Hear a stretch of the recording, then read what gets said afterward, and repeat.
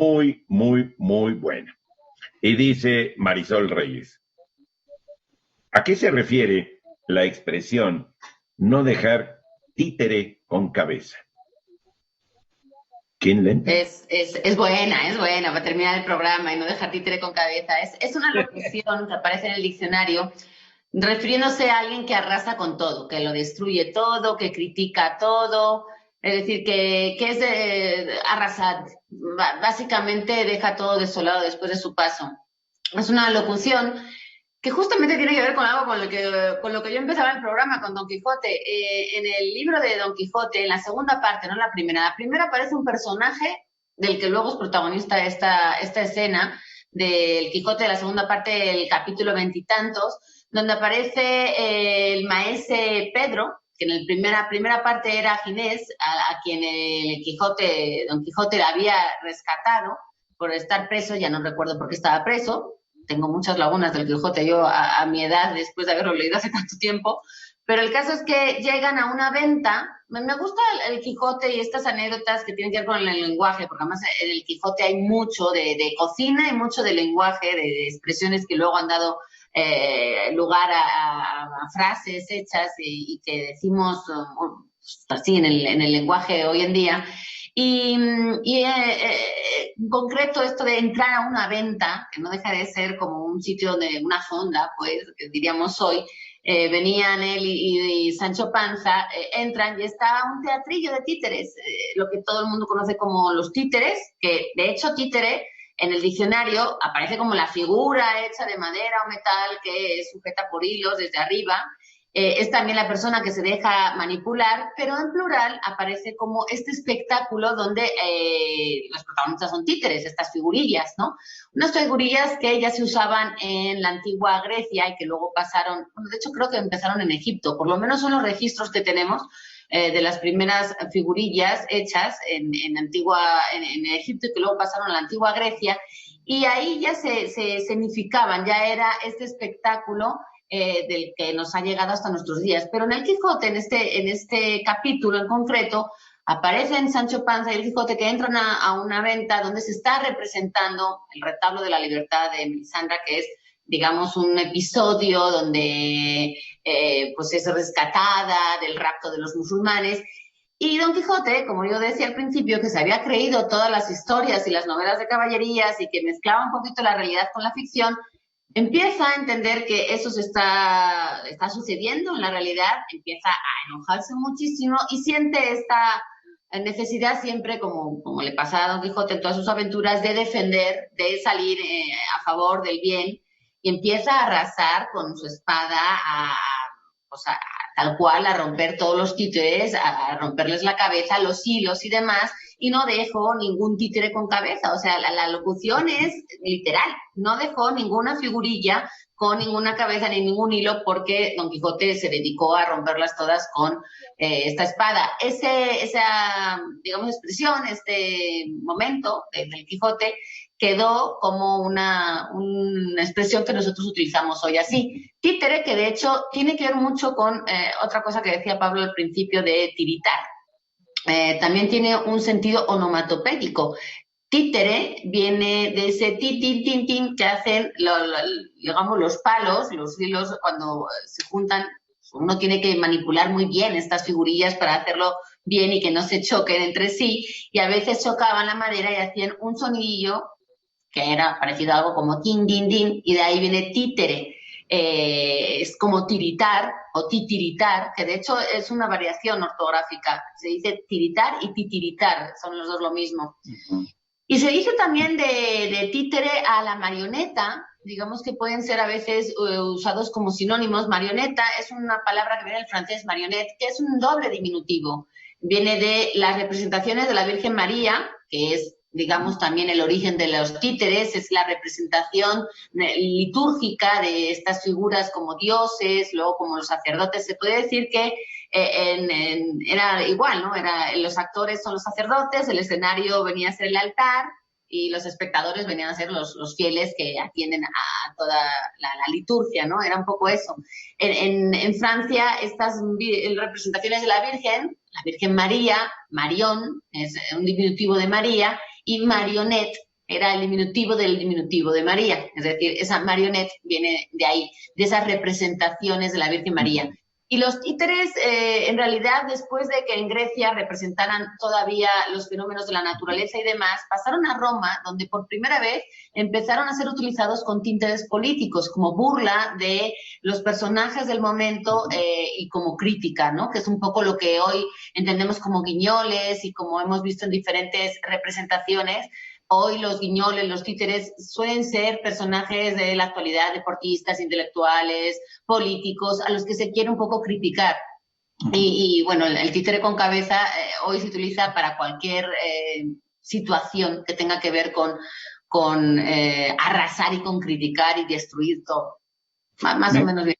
Me gustaría un poco volver al episodio del Quijote, un poco también por lo que mencionaba Germán hace un rato, por la pregunta, porque este maese Pedro tenía un mono que adivinaba cosas y decía cosas solo del presente y del pasado, pero no adivinaba el futuro, se cuidaba muy bien para no meterse en líos con la Inquisición. Y supuestamente tenía un truco donde el mono venía y le susurraba, entre comillas, cosas al oído, y entonces él respondía. Y claro, como es importante que el maese Pedro haya aparecido en la primera parte como Ginés, si no me equivoco, de Pasamonte, porque eso es lo que le permite reconocer a Sancho el Quijote y decirles cosas y alabar a Don Quijote, y Don Quijote se siente grandioso. Todo este juego de Cervantes de la segunda parte, de que los personajes además han leído la primera parte, está ahí.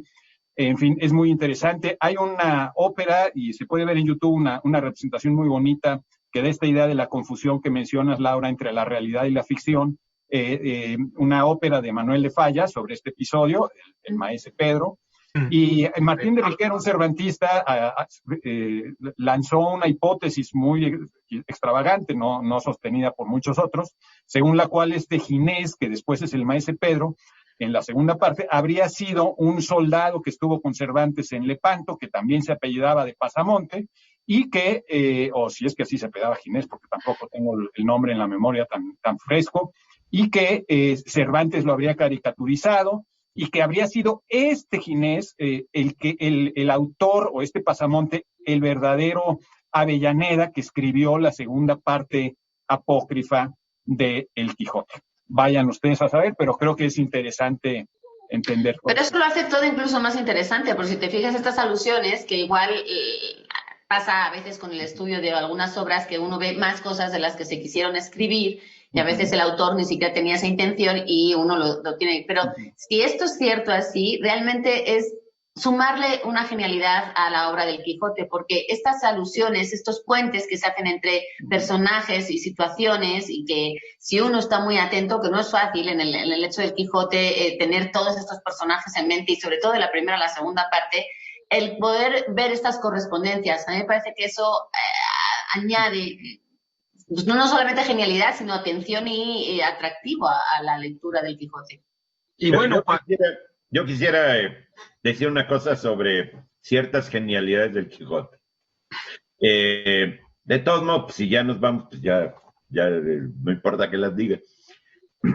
Hay cosas que en realidad parecen genialidades medio surrealistas o de gran vanguardia en el Quijote, que se deben también al soporte en el que él estaba. Es decir, a la hora de estar escribiendo, si el burro ya se murió aquí y yo no lo tengo registrado y lo revivo 50 páginas acá, ni modo que vaya a tachar mis manuscritos, porque la cosa es manuscrita. Cuando las cosas son, cuando se escribía sobre textos a mano, me refiero a las manos, hay muchas cosas que yo creo que Cervantes decía, bueno, pues lo dejo. Y si este personaje ya no me acuerdo bien cómo es, pero yo por mí, perdón, Miguel, no voy a meterme en esto y a ver cómo está la edición, y entonces lo revivía con otro nombre. No, es que es muy curioso. Ese soporte que ahorita podemos decir, no, pues búscame al personaje de Ginés de Pasamonte, pues te lo busca la computadora, pero en esa época no era así. Es Y que este Ginés de Pasamonte es el que le roba el burro a Sancho, y sí, después a Cervantes admite que se le fue y que ya no se acordó cómo, nunca contó cómo había recuperado el burro Sancho, y hubo lectores de la primera parte que le reclamaron eso.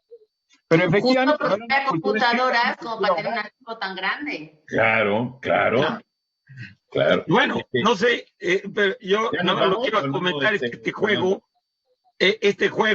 de lo de los títeres, que evidentemente hay títeres, como decía Lau, también en China, en la India, en Indonesia, No, en todos lados. Es una manera de hacer un teatro. En Indonesia, que tienen toda esta cultura del teatro de sombras, hasta la fecha se representan, y son las representaciones además justo de episodios también que tienen que ver con las leyendas y dioses y demás, y algunas duran 4 o 5 horas, y ahí están sentados todos viendo estos títeres manejados por unos actores que están detrás durante horas y que se sustituyen y que tienen una orquesta en vivo. O sea, sigue siendo un espectáculo muy vivo en algunas zonas. Quizá nosotros ahora lo hayamos dejado sobre todo para el mundo infantil, pero durante mucho tiempo los títeres eran una manera de divulgar, de dar conocimiento y también de entretener, que por eso también en la antigua Roma era muy criticada la gente que se dedicaba a esto, porque sentían que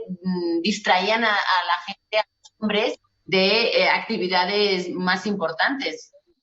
Voy a dar una respuesta a la pregunta que pusimos en redes sociales, que para muchos, incluido yo, resulta muy enigmática. Hay gente que descubre cosas y hay gente que descubre que no hay cosas. ¿Cuál de estas cosas que faltaba ayudó a descubrir al único premio Nobel mexicano en una disciplina científica y en donde faltaba?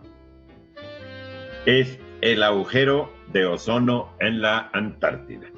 Bueno, lo que faltaba era el ozono, por eso lo puse entre paréntesis, ¿no? El ozono, sí. Bueno, pero la cuestión del ozono y con todo y su agujero, y ahorita con el ozono, o lo usas para la cosa articulatoria, que puede ser muy rara, o lo otro. Y es, o para infectar, ahora está muy de moda el ozono. Pablo, ¿quién es nuestro único premio Nobel? Mario Molina, quien ayudó a descubrir el agujero de ozono en la atmósfera, una de las pocas catástrofes geológicas que más o menos hemos podido evitar gracias a la prohibición, entre otras cosas, de cierto tipo de aerosoles. Sí, yo ahorita ya no me estoy poniendo desodorante ni nada. Ahora bien, bulto que hacen las trenzas atadas a la cabeza, ovillo, envoltorio, enredo, masa de maíz, palabra de origen náhuatl. Ahí ustedes están viendo aparecer la definición y la palabra es molote, que es una palabra muy bonita. Las mujeres se ven muy guapas cuando tienen su molote con sus trenzas aquí. Sí, sí, sí. No, y cuando te invitan a una fiesta y lo que ves al llegar es un molote, dices, qué bien, cara. Bueno, las abuelitas también usaban molotes. Claro, claro.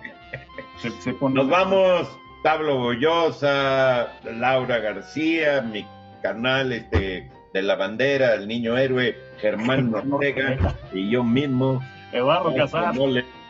Ya que las cosas sigan continuando. Termina.